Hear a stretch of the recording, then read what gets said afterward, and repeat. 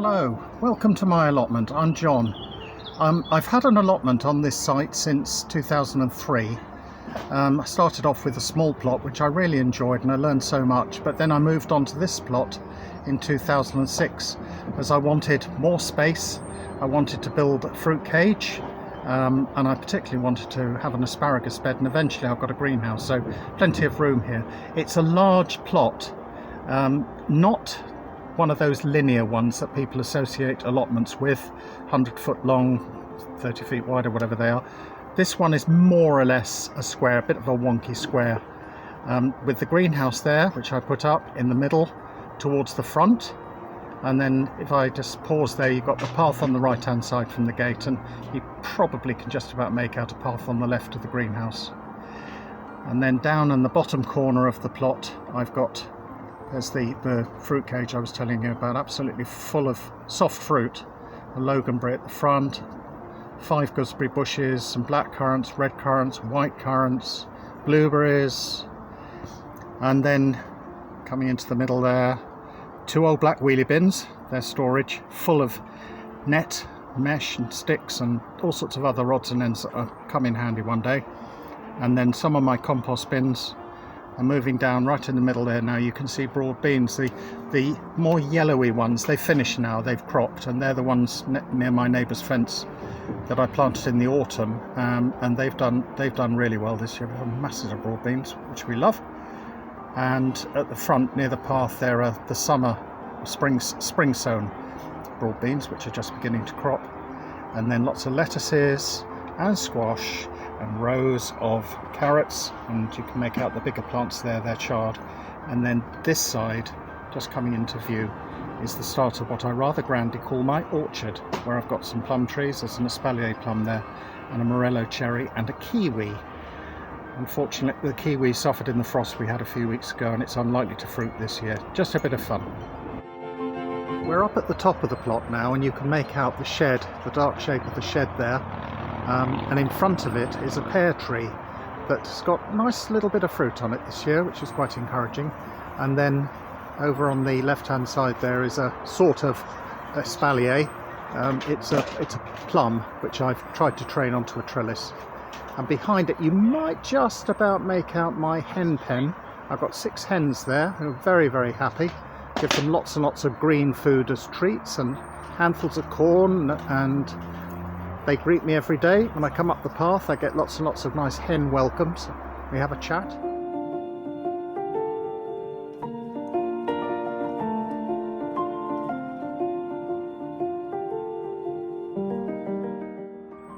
And then over here, if I just swing across onto the other side where I've got other fruit trees, in the front here, right up close to me, is the morello cherry, which is absolutely covered in fruit this year.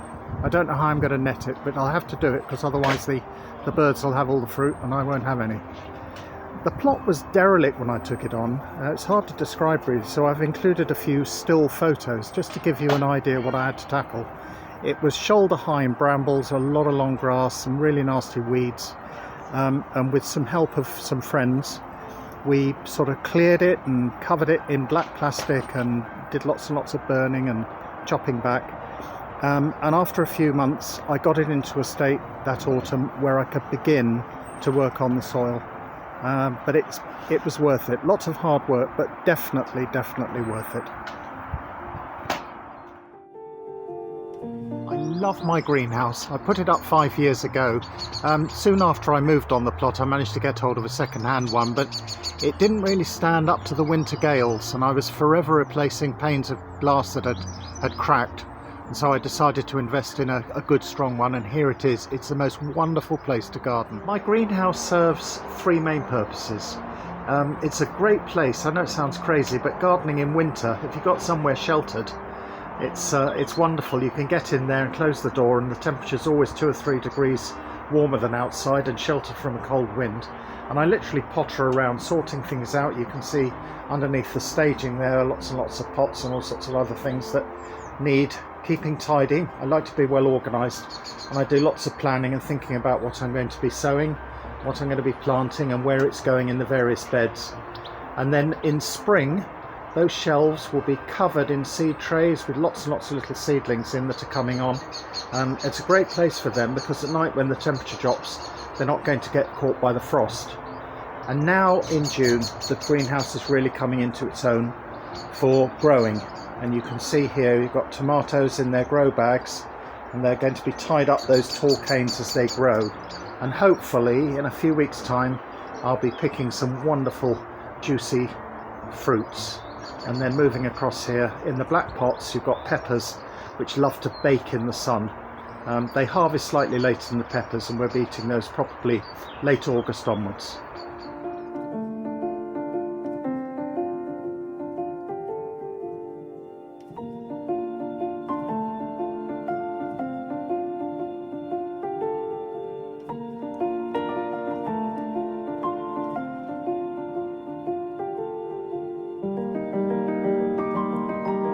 Well, it's Monday the 1st of June and this wonderful weather we've been having continues, although I think it looks as if it might be coming to an end.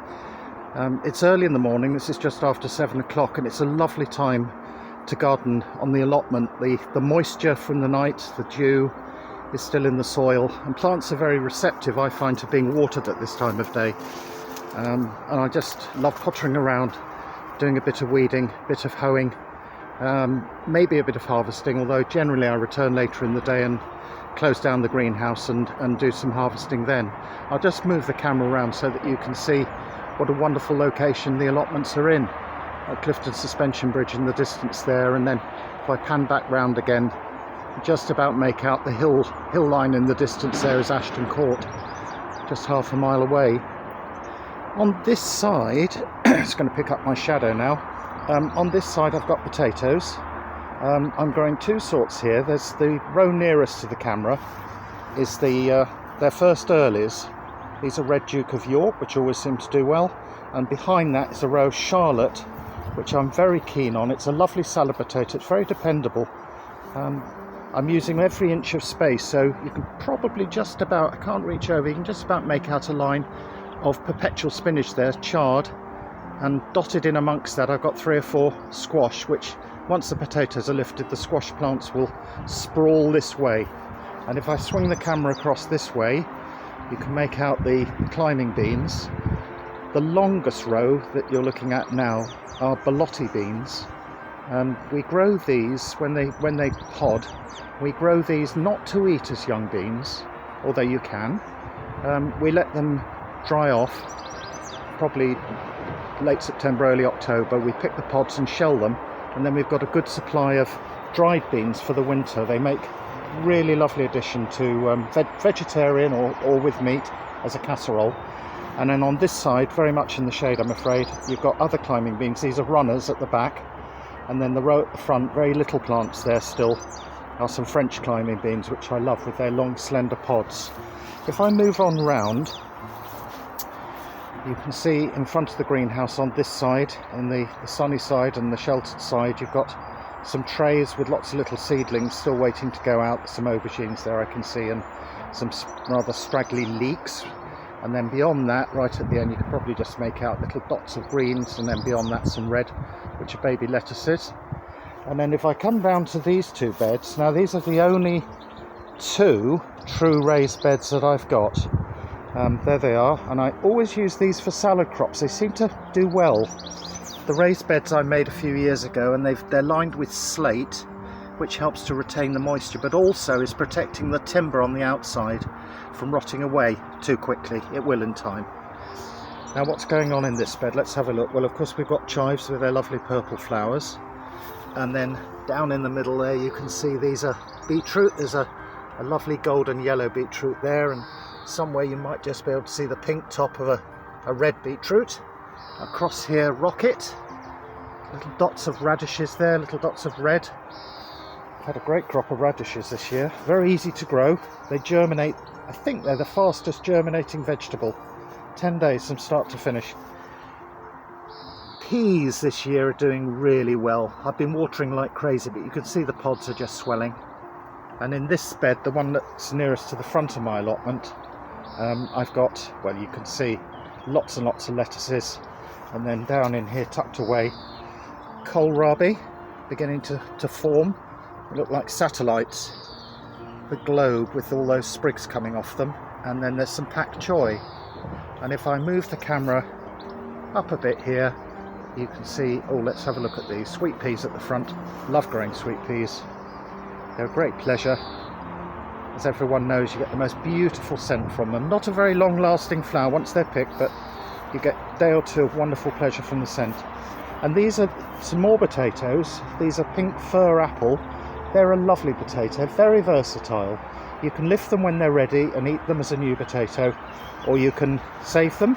They're really classed as a main crop, so they will keep well, and they roast very well in the winter. And then we've got more root vegetables here. There's some celeriac. They're coming on very nicely. I'm keeping those well watered. They're a very thirsty plant if they're going to do well. And then beyond, just looking here, we've got the parsnips. I'm very proud of those. They're very difficult to germinate, parsnips, I find, but this year I've done well. And then beyond that, you can see my gate, and we're back to the start.